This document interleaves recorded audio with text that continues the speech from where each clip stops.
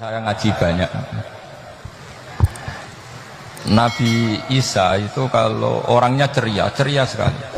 Pernah ditegur sama Nabi Yahya. Mali aroka dohikan ka'annaka aminta min makrillah. Saya melihat kamu kok selalu senyum ceria, seakan-akan tidak ada adabnya Allah.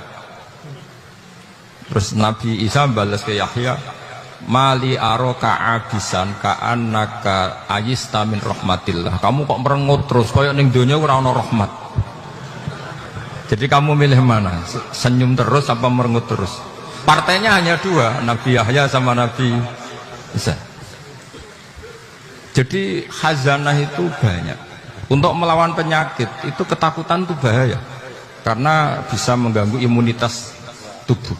Orang harus percaya diri, harus pede. Meskipun harus hati-hati, tapi harus tetap pede. Dengan demikian imunitas tubuh kita terjaga. Jadi ya sudah seperti itu. Semua orang punya cara untuk menjaga diri masing-masing. Kemudian tentang Mbah Ahmad Siddiq, saya tahu banyak karena dulu saya masih ingat. Ini sekaligus ijazah pada cucu-cucunya. Kalau sama anaknya tidak berani, sama cucu-cucunya. Saya masih ingat Mbah Ahmad Siddiq itu sangat loyal sama yang namanya negara.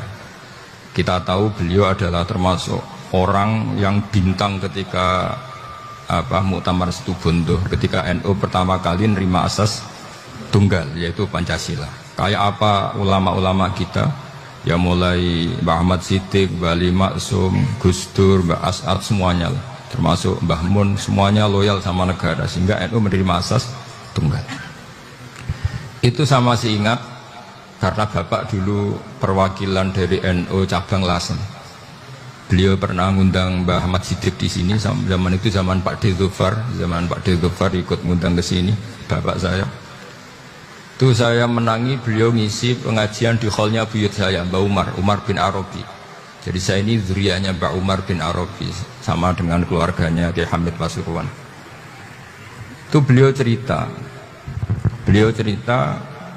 bahwa kemenangan Islam itu tidak harus kita yang menang kangelan.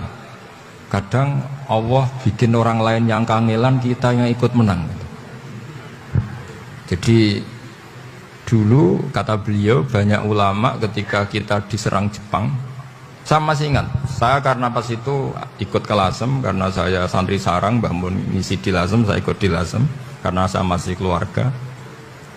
Itu ulama-ulama itu mimpi dibacakan ayat ghulibatir rum fi adnal ardi wa hum min ba'di ghalabihim sayaghlibun fi bid'i sinin lillahil amru min qablu wa min ba'du wa yawma idzi yafrahul mu'minun.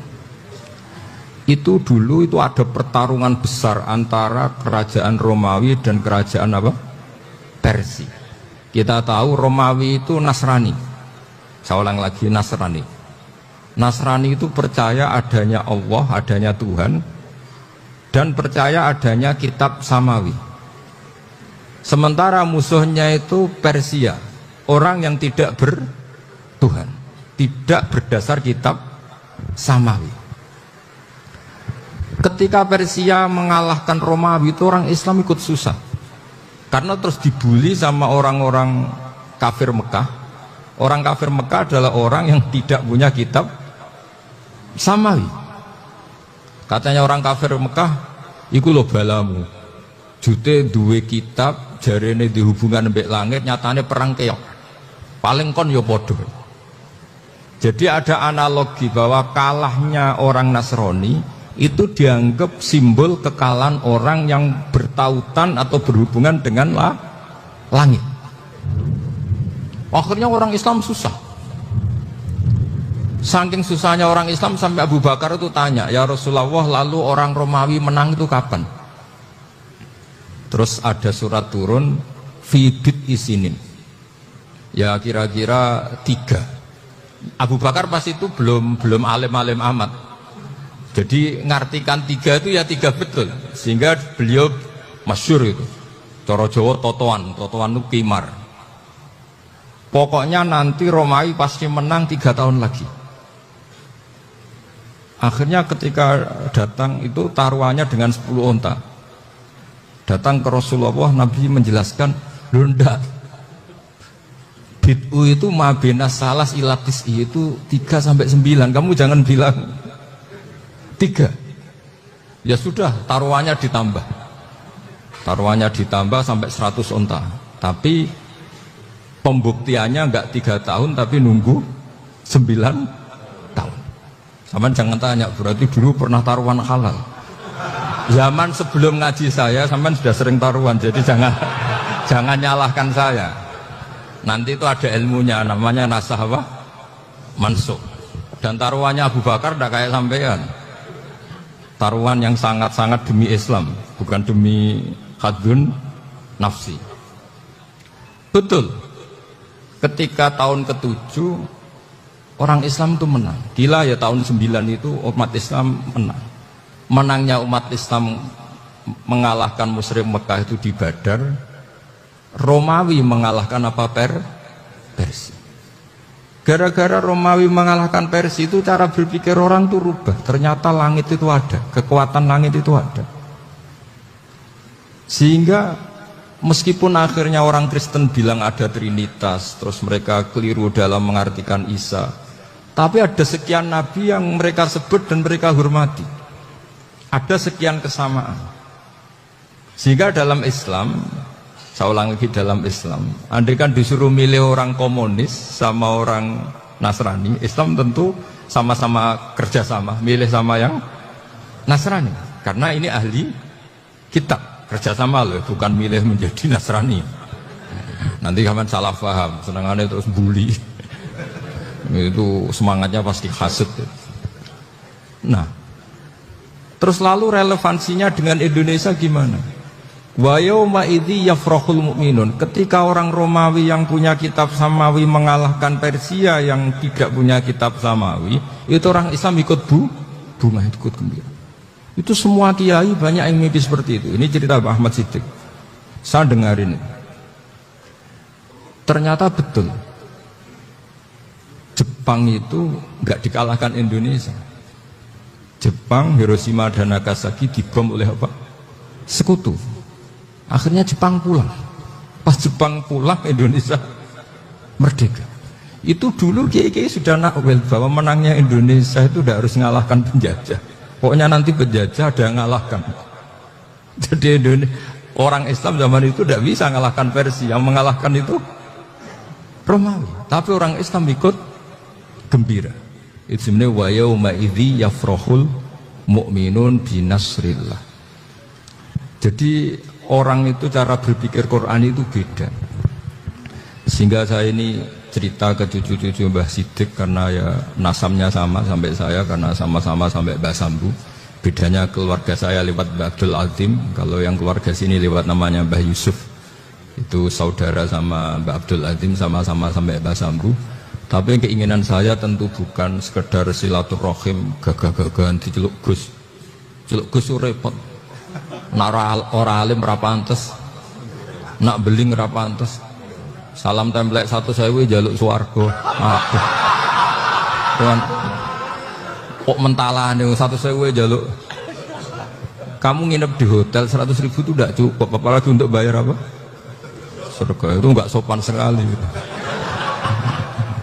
1 juta ya enggak bisa itu. 100 juta juga enggak jelas juga. Terus sampai mendingan gak usah salam template. Malah gak mungkin masuk surga kalau.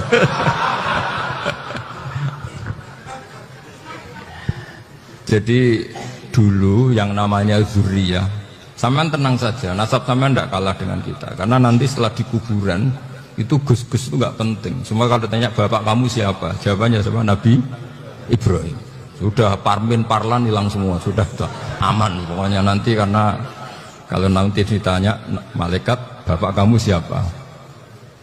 Jawabnya Nabi siapa? Ibrahim. Makanya saya itu pemuja Allah yang serius. Sama ya pemuja Allah, tapi kan kadang kurang alim.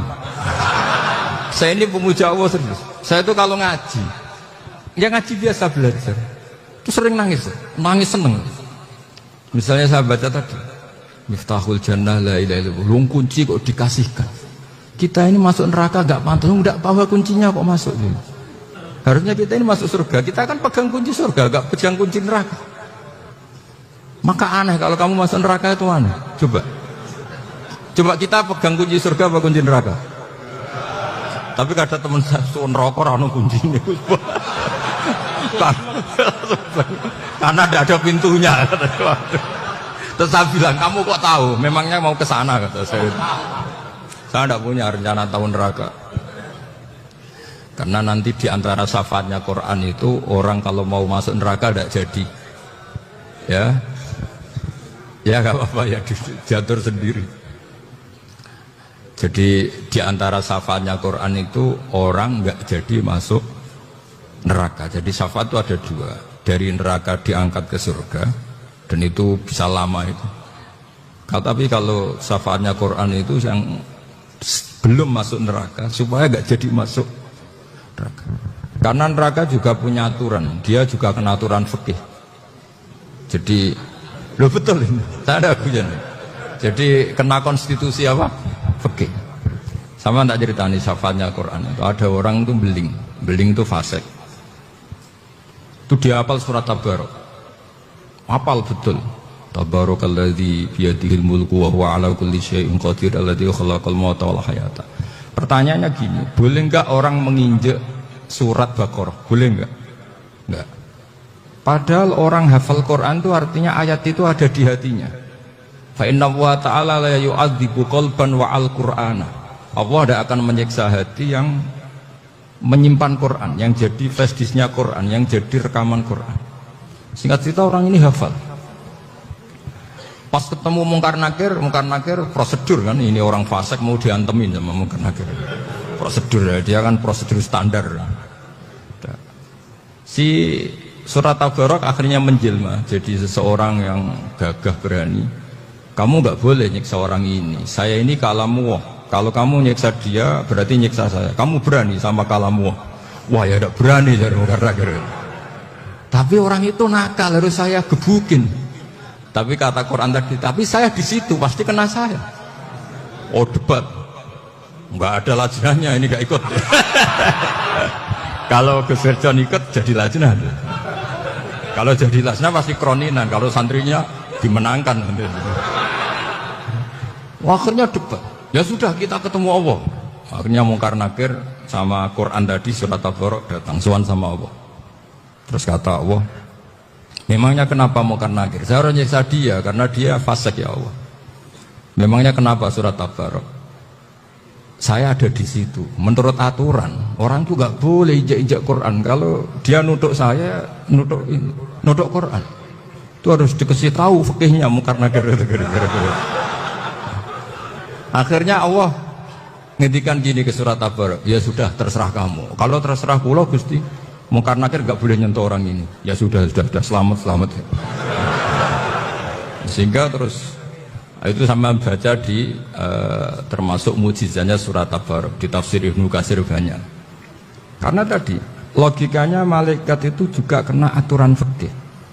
Sehingga banyak ulama termasuk Said Muhammad ngendikan pertanyaan Mungkar Nakir itu tidak semua orang kena.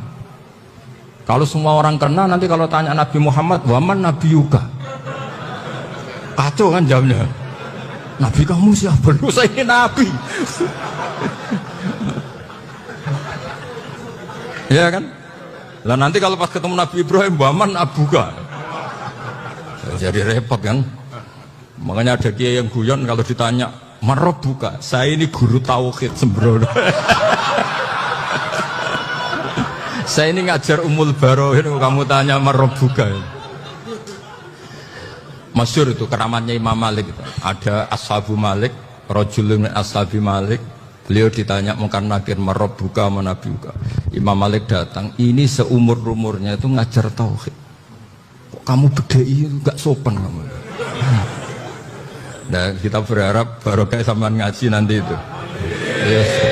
Malaikat itu anak sungkane itu. Jadi itu ada. Dan saya meskipun guyon itu serius. Bedanya orang alim sama ndak itu di situ. Kalau orang alim itu guyon itu masih benar, masih serius. Coba saya bacakan ayatnya. Ala inna auliya Allahi la khaufun alaihim wa lahum yahzanun. Terus lahumul busyra fil hayatid dunya fil akhirah. Artinya kalau Mungkar Nakir dengan penampilan garang gitu, berarti ada ketakutan apa enggak? Ada, padahal ciri utama walinya Allah tidak ada ketakutan.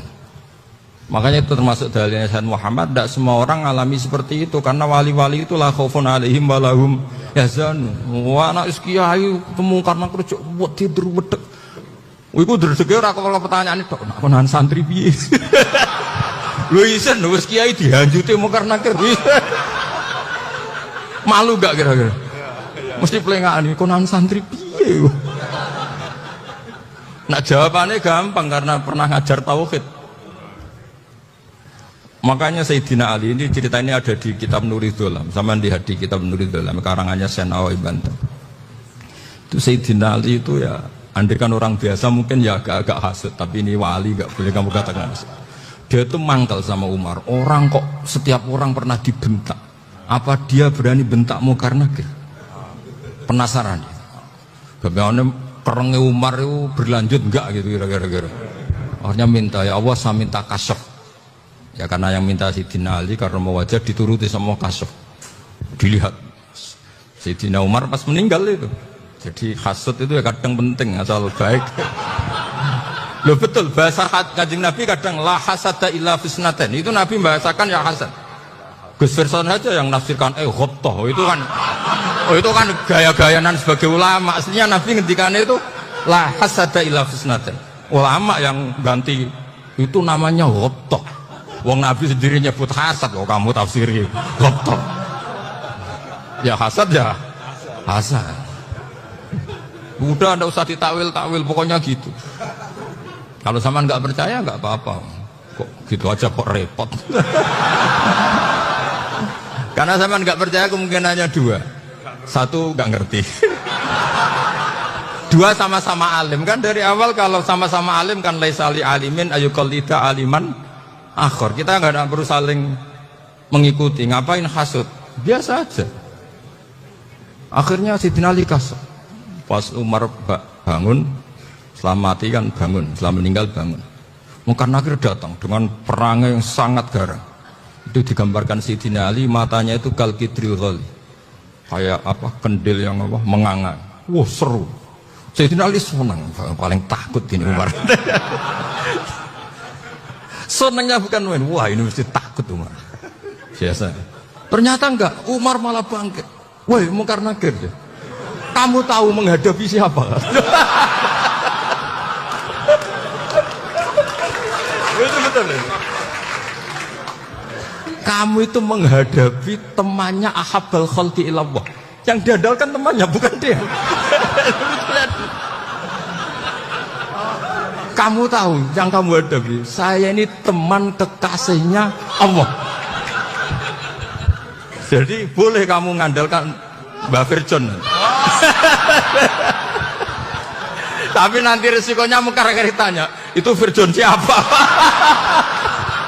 Wah itu masalah kan. Makanya syaratnya wali itu harus ma'rufun fis sama. Di langit sudah populer. Makanya dulu ada orang yang saking seninya Abdul Qadir ditanya apa saja jamnya Abdul Qadir Ajilani itu aman karena beliau populer. Makanya program kita harus populer dulu di langit. Nah, itu nanti kalau dicatut oleh santri-santri nggak apa-apa. Kalau nggak populer nanti dicatut, itu siapa? Masalah ini. Umar itu yang dibanggakan itu, kamu tahu saya siapa? Ya tidak tahu. Saya ini temannya kekasihnya Allah. Temannya Muhammad. Iya Muhammad Rasulullah. Wah mikir, waduh, repot. Loh, di dunia aja gitu, temannya presiden, temannya panglima, apalagi ini temannya Sayyidul Awalin wal Akhirin. Di dunia aja bilang temannya presiden, menteri, orang sudah takut, apalagi ini temannya Sayyidul Awalin. Hanya Munkar Nakir terus konfirmasi sama Allah, gimana ya Allah ini ngadepi. Sebetulnya diandalkan itu temannya, bukan dia. Wah, akhirnya sama Allah dibilang, ya bu, ya sama seorang seperti itu bu yang sopan. Terus semenjak itu Munkar Nakir itu nggak selalu berpenampilan seperti itu, sangat. Jadi semoga itu konsisten sampai nanti. Jadi kamu kalau ingin nggak takut Munkar Nakir jadi wali. Karena syaratnya tadi hanya wali sing la khaufun alaihim wa lahum yahzanun lahumul busyra fil hayatid dunya fil akhirah. Jadi orang itu kalau ngaji itu harus khatam. Jangan semuanya kena pertanyaan. Nanti kalau semuanya kena pertanyaan nanti repot. Kalau Nabi Muhammad ditanya waman Nabi juga. Nabimu siapa? Lu kan terus jadi aneh. Jadi makanya ngendikane Sayyid Muhammad semua ulama lah, nggak ada am kecuali ditaksis, kecuali sifatnya Allah. Misalnya bikulli syai'in alim, ya benar-benar bikulli syai'in. Tapi kalau am semuanya pasti ada taksis, meskipun dalam muhawarah muhadasah biasa. Ya, misalnya contoh gampang, istri kamu baru seneng kamu, mas nangkepin apa-apa itu lapor aku, gak apa-apa mas, mesti aku seneng sama lapor. Iku di aku ben wayo. Wah langsung jadi apa wae. Mesti apa wae maksudnya kecuali itu gitu. Padahal kalau ngomong mas sampean ingin apa saja tak dukung. Sampean bilang pengen iku wayo. Kira-kira disetujui apa enggak? Sama seperti kita kalau punya teman akrab, wes nang omahku gak apa-apa, anggap omahmu dhewe. Terus mlebu kamar. Jadi tidak ada am kecuali ditaksis. Artinya kalau ada cerita bahwa orang mati pasti ngalami ditanya mungkar nangkir, itu pasti ada am yang ditaksis. Itu pasti tidak dialami para anbiya, para auliya. Karena ciri utama wali itu la khaufun alaihim walahum yahzanun. Kemudian saya yang mau cerita ya, supaya sampean bisa menghadapi dunia global ini, tak bawa tafsir Munir termasuk tadi. Kenapa orang Islam, Rasulullah SAW itu lebih senang kalau yang menang itu orang Nasrani Romawi, ketimbang yang menang itu orang Faris, dalam hal ini ateis. Karena orang ateis itu lebih ngeri. Sebetulnya beberapa penemuan sains, terutama di ilmu medis, itu orang Amerika, kayak cloning. Tapi orang Amerika itu masih dilarang oleh gereja untuk mengaplikasi. Karena nanti bayi cloning itu dipakai suku cadang. Di Amerika masih ditentang oleh fatwa-fatwa agama, baik Islam maupun Kristen. Tapi di Cina itu dipraktekkan. Karena nggak ada halangan agama. Di Cina itu biasa ada kondom diolah lagi jadi alat-alat aksesoris. Di Amerika tidak ada karena masih ada agama, masih ada larangan. Sehingga orang Islam itu lebih takut kalau yang menang itu Persia, karena terus cara berpikir ternyata Tuhan itu tidak ada, langit tidak ada perannya. Jadi ketika yang menang Nasrani masih berpikir itu pertolongan Tuhan, meskipun mungkin cara mengatakan Tuhan beda dengan kita. Tapi ada satu kesamaan bahwa kekuatan samawi itu ada. Jadi disebut ghulibatir rum fi adnal ardi wa hum min ba'di ghalabihim sahlibun. Di sini diterangkan oleh Syekh Nawawi supaya kamu tidak salah paham.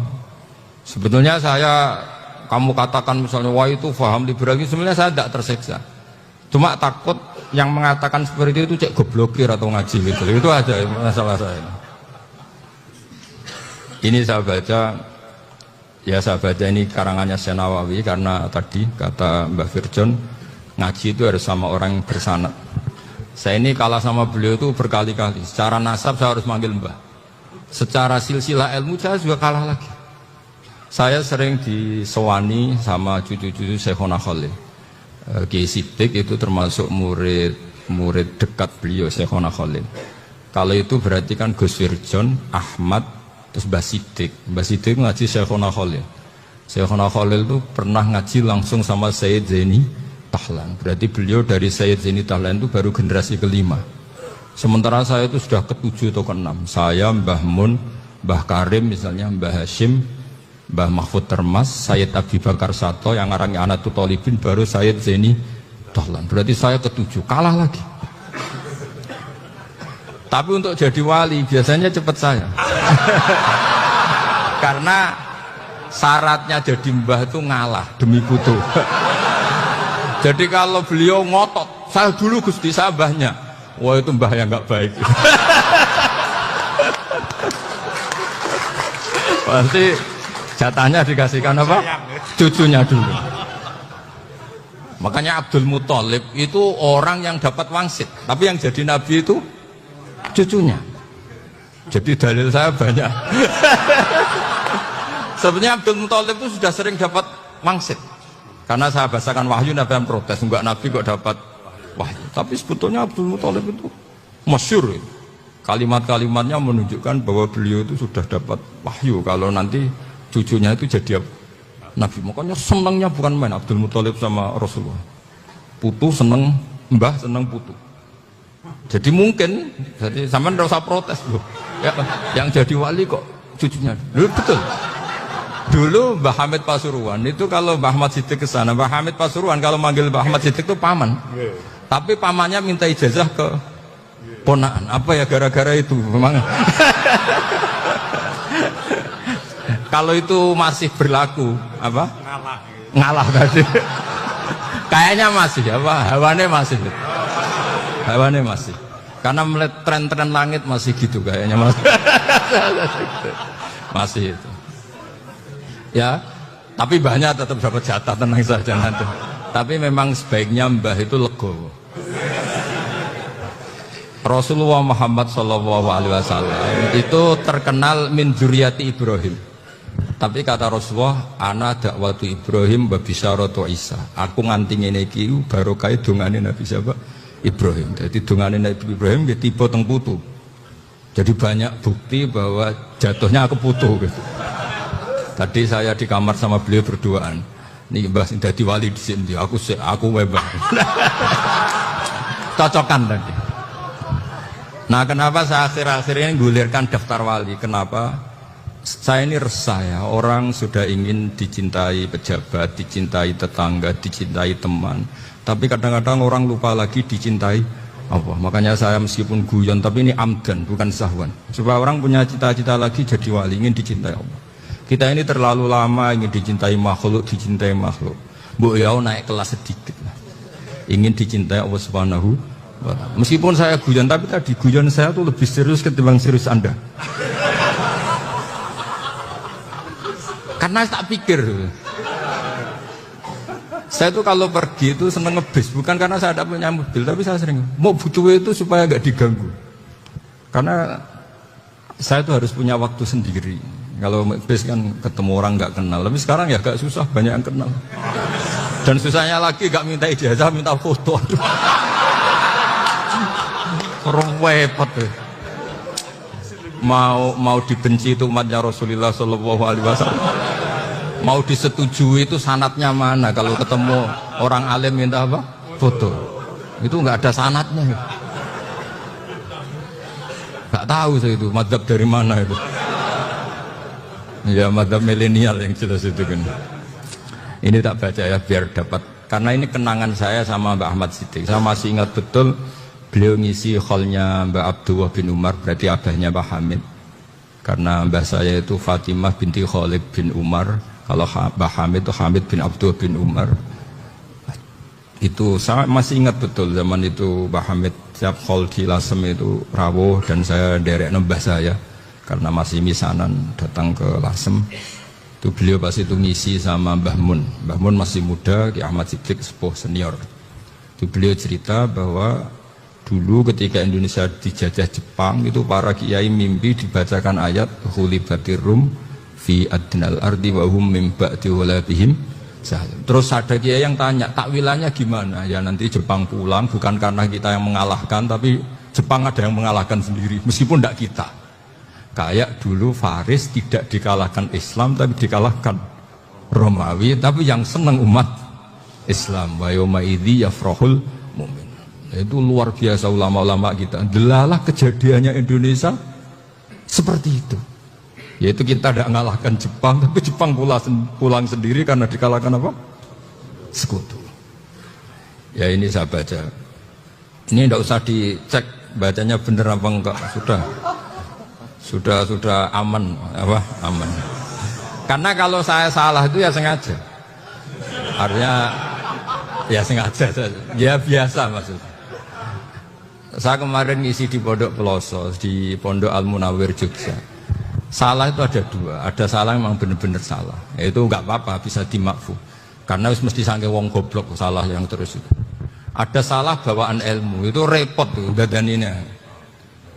Karena misalnya kita yang biasa belajar qiraah safah wa yahsibuhu, mesti diulang lagi wa yahsabuhu. Karena qiraahnya Imam Asim itu hasiba yahsabu bi fathis sin. Sementara kita kalau ngaji kitab kulino yahsib. Sehingga kita yang biasa belajar safah itu kalau baca kitab itu kayak orang bingung. Kadang-kadang yang ngaji juga bingung. Gus Pak mocok di bulan pelin. Ya tepat-tepatan. Ada yang mengatakan Gus Pak bingung, ada yang mengatakan Gus Pak alim alam. Ya tepat-tepatan nasib tadi. Karena memang ya saf'ah memang seperti itu. Misalnya kufuan. Kufuan itu Imam Asim baca kufuan. Tapi beliau punya murid namanya Syu'bah. Itu kalau baca kuf'an. Makanya kita itu, ini kan khataman Quran ya, jadi saya menyinggung sedikit tentang qiraah saf'ah. Tadi beliau juga sudah tak kasih kitab Sarhifuna Liyadal Mushaf. Sama tak ajari latihan saf'ah, memang angel ya. Makanya yang nggak bisa itu wong pinter. Sudah tahu angel ya nggak usah diteruskan kan. Orang menghindari barang angel itu pinter apa goblok? Pinter. Berarti wong goblok pinter. Saya tuh makanya sama orang goblok tuh respect. Jadi orang alim tuh angel apa gampang? Angel, menghindari barang angel pinter apa goblok? Loh, orang menghindari barang angel pinter apa goblok?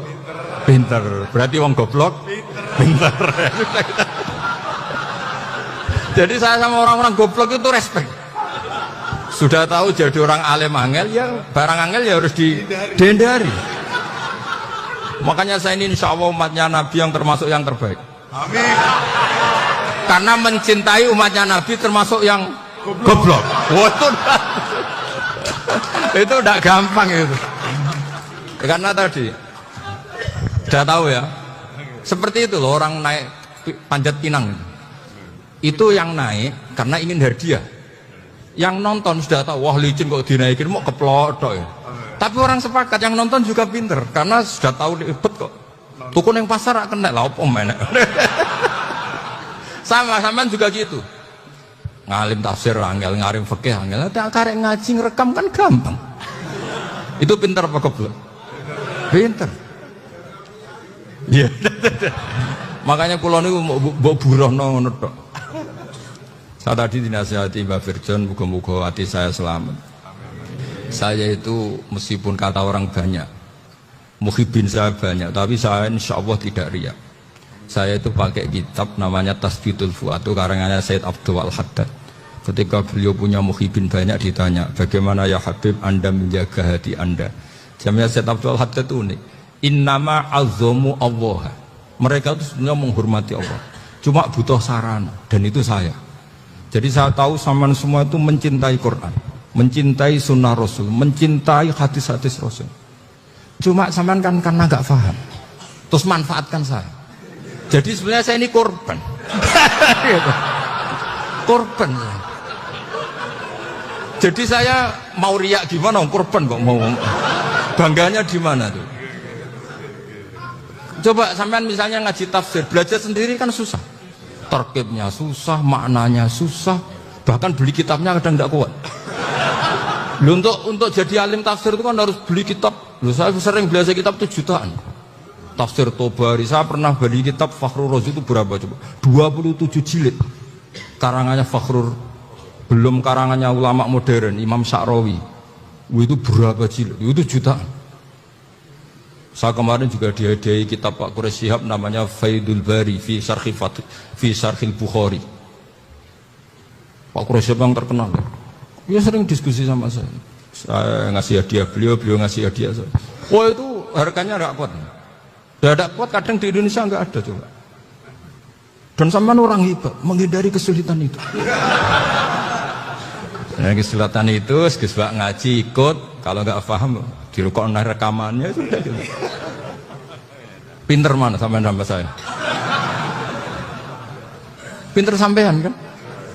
Bikin sosis susah, beli aja kok repotkan. Nah, makanya nggak boleh orang bilang, wah aku goblok reso tafsir aku wong pinter.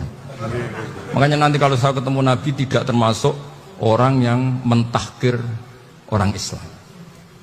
Kafa bil mari isman ayah kira akhahul muslim. Jadi cukup orang itu dosa kalau menyepelekan orang Islam, termasuk darani sampean goblok itu dosa. Caranya enggak darani goblok ya tadi di logika tadi. Alim itu angel, gendari angel itu pinter, berarti wong bodoh pinter ya sudah. Tapi tetap bodoh. Tapi ini satu cara untuk saya respect gitu. Coba orang yang ngaji tafsir saya banyak, mungkin ribuan. Itu sebetulnya mencintai Quran. Karena Quran adalah kitab suci yang panduannya umat Islam. Sangat mencintai Quran. Terus kemudian mereka nggak paham. Terus mencari orang yang memahamkan. Burohno lah cara Jawane. Terus keren saya itu di mana coba? Lah terus mereka kurang ajarnya gini, kalau paham itu yang alhamdulillah paham. Kowe nak ngaji Gus Bae ngono tok. Tapi nek ora paham, ora nyalano akal. Mari Gus Bae nerangno cepet, mulane aku gak paham. Ora kok nyalano uteke sing lelet tuh. Oh itu kan masyaallah, naudzubillah tenan. Sebetulnya tingkat kurang ajarnya tinggi Gus sebenarnya. Jadi kalau nggak paham itu kadang nggak nyalahno uteke. Kayak mau misalnya, mau mari mikir aja jelas. Padahal misalnya jelas orang mesti paham, bodoh. Paham? Jadi kata Sayyid Abdul Haddad, innama azzamu Allah. Sebenarnya mereka itu sangat menghormati Allah. Makanya kita nggak perlu mengatakan wasilah itu kafir, nggak akan.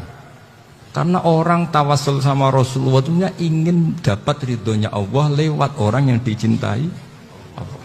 Kita mencintai wali sebenarnya, wah itu kekasih Allah. Kita mencintai itu karena mencintai Allah. Sama seperti gini, kamu mencintai kangkung apa enggak? Sebenarnya sama sekali enggak. Tapi kamu ingin sehat, ada asupan gizi. Kamu ingin tubuh kamu sehat, butuh asupan gizi. Kemudian kamu makan kangkung. Apa terus kamu cinta kangkung? Kan enggak. Cinta kesehatan kamu sama. Orang yang mencintai saya sebenarnya ingin kepuasan rohani. Saya kan termasuk kiai yang torekonya gampang. Ini swarga kan akhirnya penggemarnya banyak. Coba kalau kamu neraka. Wah, jadi sebetulnya Anda mencintai kepuasan Anda sendiri.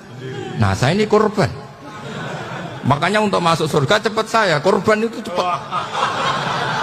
Da'watul mazlum la turaddu kan gitu. Laisa bainahu wa bainallah hijab. Jadi saya kalau dongo langsung seret langit. Karena mazlum. Saya sinau tafsir itu Mbak, sampean bayangkan ada tafsir itu sudah 27 jilid. Sing ngarang Fakhrul Razi itu bulatnya bukan main. Karena dia ahli filsafat. Bulatnya Masya Allah. Sudah gitu sinau Jalalain kadang dikomen oleh Sawi. Sudah kita percaya Jalalain dibuli Sawi. Percaya Sawi dikandani, oh itu Maliki rasa ribet. Sudah gitu sinau Qurtubi, sinau tafsir Tabari itu susahnya. Belinya susah, belajarnya susah. Padahal saya punya keluarga, punya istri, punya anak. Bayangkan kalau istri saya rewel, gak istri sampai. Wah itu, tapi alhamdulillah enggak. Sama sekali enggak. Allah sudah milihkan, wah ini bahaya kalau punya istri rewel. Imam Sibawai itu kitabnya banyak, tapi yang terbukukan hanya kitab Sibawai. Karena beliau kalau sudah belajar lupa istri. Hanya pas beliau di pasar, kitabnya dibakar semua sama istrinya. Karena dianggap saingannya. Ternyata yang dicerai tidak kitabnya, malah istrinya. Itu Imam siapa? Sibawai. Tapi alhamdulillah kitab saya nggak terbakar, aman. Saya teruskan. Jadi untuk menjaga ria dilatih innama azzamu Allah. Sebenarnya mereka itu menghormati Allah. Sehingga wasail itu sebenarnya nggak pernah jadi subjek pelaku utama, enggak. Tetap Allah. Sebab itu kata Sayyid Muhammad, kamu kok mengatakan wasilah itu kafir itu gimana? Ketika innallaha qad ba'atsa lakum taluta malika. Talut itu ya manusia. PD-nya itu apa? Inna ayata mulkihi ayyatiyakumut tabut fihi sakinatum mir rabbikum wa baqiyatum mimma taraka alu Musa wa alu Haruna tahmiluhul malaikah. Jadi beliau PD itu kalau bawa sunduk semacam peti sakti, sing di situ ada baqiyatum mimma taraka alu Musa wa alu Haruna tahmiluhul malaikah. Ya kayak semacam jimat. Tapi saya bukan mensyariatkan jimat enggak, karena nanti banyak penjual yang pembohong juga gitu loh. Cuma cerita, kamu tidak usah mengatakan kafir. Dulu Tolut PD-nya kalau bawa sunduk, semacam peti kesaktian yang di situ ada baqiyatum mimma taraka alu Musa wa alu Haruna tahmiluhul malaika. Sehingga Khalid bin Walid, meskipun beliau sahabat dan menyaksikan wajah Rasulullah SAW, itu bawa sya'aratun min sya'aratihi Rasulullah SAW, bawa rambutnya Nabi. Perang kemana-mana itu diletakkan di pecinya. Nanti sama tanya lagi, masa pakai peci Khalid bin Walid? Wah panjang, sampai itu repot. Sampai tak warai ngaji usul fikih. Usul fikih itu kalau ngaji itu ada istilah tangkihul manat. Ini mesti ini wilayah yang kita bisa berdebat sama Mbah Firjan. Dulu itu musuh saya karena saya mewakili Anwar, beliau mewakili Peloso. Tapi tahu-tahu kalah tua terus saya mengundurkan diri. Di fikih itu ada istilah, ada tangkihul manat, ada tahqiqul manat, ada tangkihul manat. Tangkih itu kira-kira gini, lafadz hadis itu dibuang sekian untuk tahu bahwa itu madarul hukmi. Misalnya gini, tak beri contoh paling gampang. Sama harus paham, kalau nggak paham nggak pinter-pinter. Ja'a a'rabiyun ila Rasulillah sallallahu alaihi wasallam. Ya karena ini menghormati Mbah Ahmad Siddiq, saya orang alim, jadi ngaji ini tetap ada suasana alim. Ya harus ada suasana alim, nggak perlu jadi orang alim tadi susah. Sudah ngindari susah itu pintar, sudah itu aja. Jadi orang alim susah, ngindari barang susah pintar. Berarti orang tidak alim pintar. Nah, meskipun tetap sudah itu pegangi sampai mati nanti. Loh, jadi orang alim itu repot. Itu kata Imam Ghazali, kalau orang alim kalau mau masuk surga itu sama Allah nggak boleh, kif, kamu nggak boleh langsung masuk surga. Coba cari umat kamu, syafaati dulu.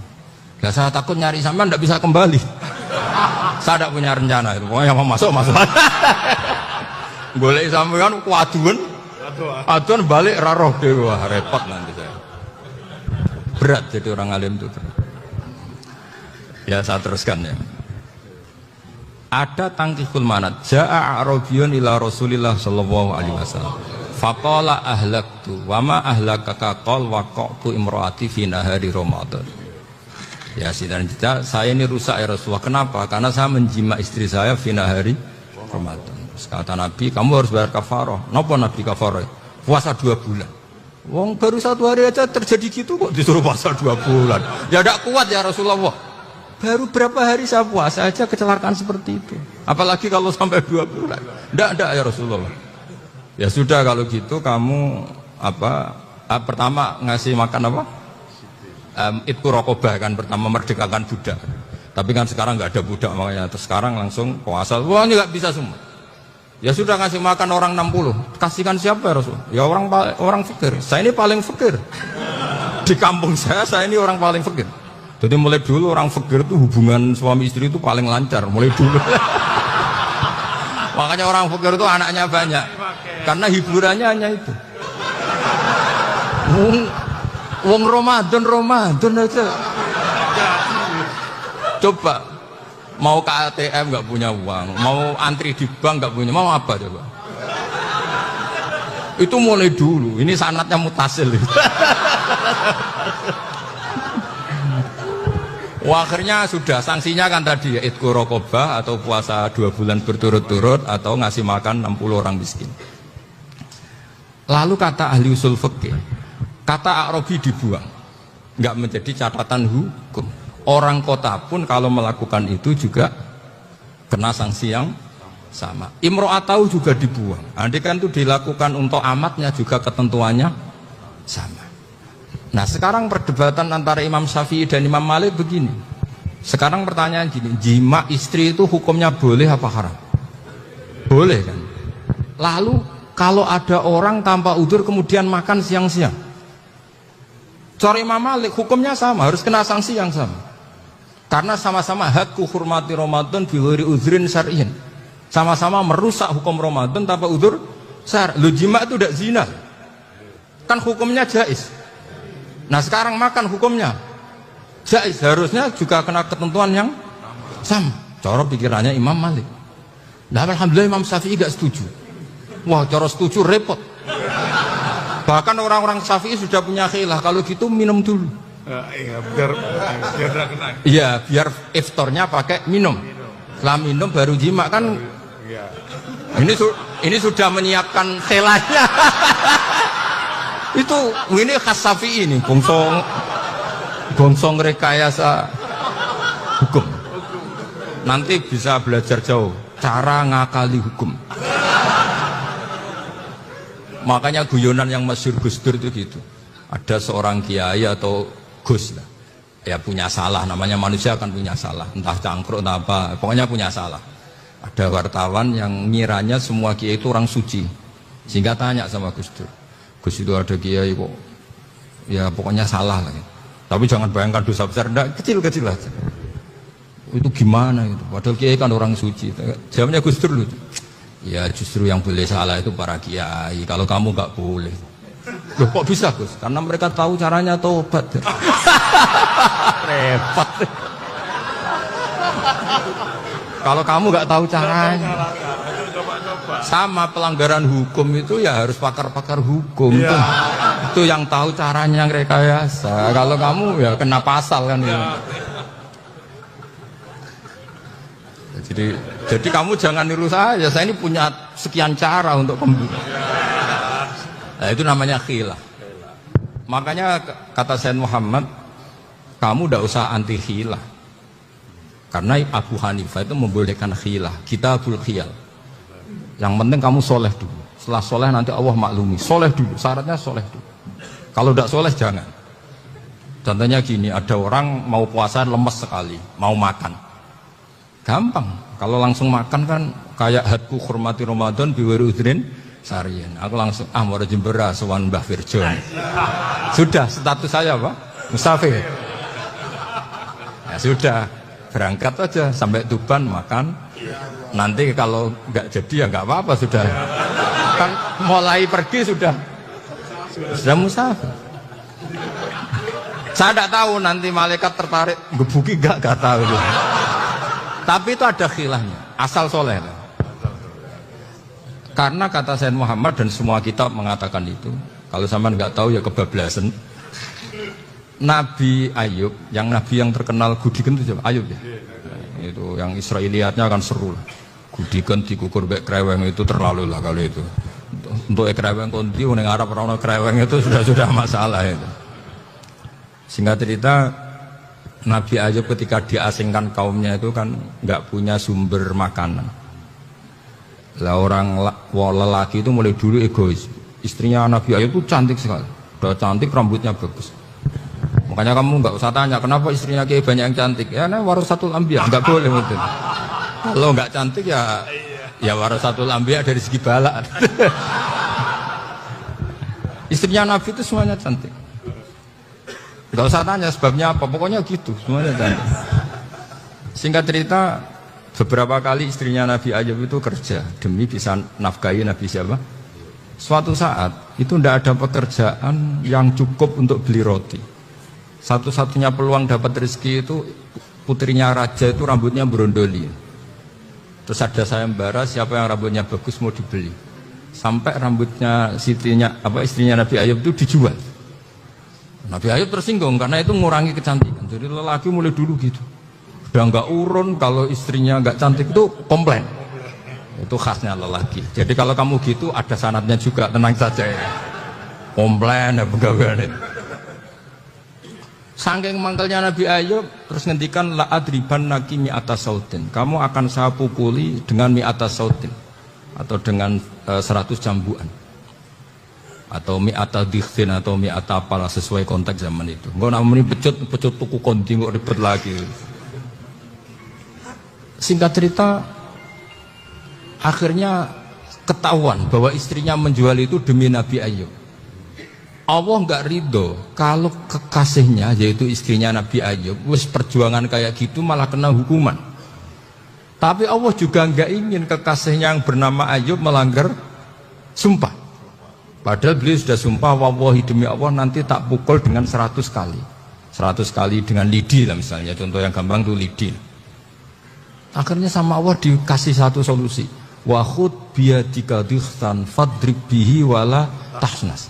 Ya sudah, lidi itu ikat jumlahnya 100. 100. Terus pukul sekali saja, anggap saja sudah 100. Iku pangeran sing wari ngakali ngono iku pangeran. Tapi syaratnya soleh, syaratnya soleh. Jadi kalau kamu anti khilaf berarti anti ajarannya Allah di ayat itu. Wa khud biadika dikhsan fadrib bihi walaka. Itu dulu ada, ini cerita di Ithaf. Ini cerita terakhir, ini sudah, sama jangan nama sudah. Terus pengumuman tadi, yang nggak pernah sepuh ngutang saya itu haram. Karena tadi saya punya kewajiban di rumah yang bisa menggugurkan kewajiban yang lebih besar. Lebih besar itu ya tadi, bisa pernah guru, pernah sepuh. Yang jelas gak umur. Umur sampean menangkap itu. Tua-tua serepot itu.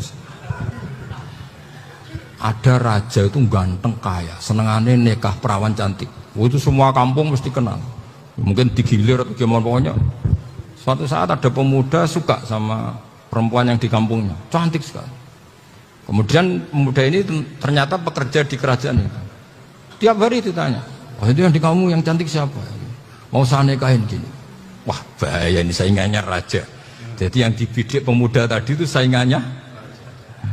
Si raja ini orang yang namanya raja kan gengsinya tinggi. Kaifa tankihuha wa qad ra'aitu qad qabbalaha rajulun. Kok mbok nikah piye? Saya itu pernah melihat dicium lelaki. Wah, gak mau. Gak gelem wis kadung ditambung lan wa qad qabbalaha rajulun. Saya pernah melihat sendiri qabbalaha rajulun, dicium oleh lelaki. Sudah gak minat raja langsung gak keren. Suatu saat pemuda tadi nikahi perempuan itu. Rajanya marah-marah. Kamu laki gak punya harga diri gini. Gak punya selera, gak punya harga diri. Sudah pernah dicium orang kok tetap dinikah.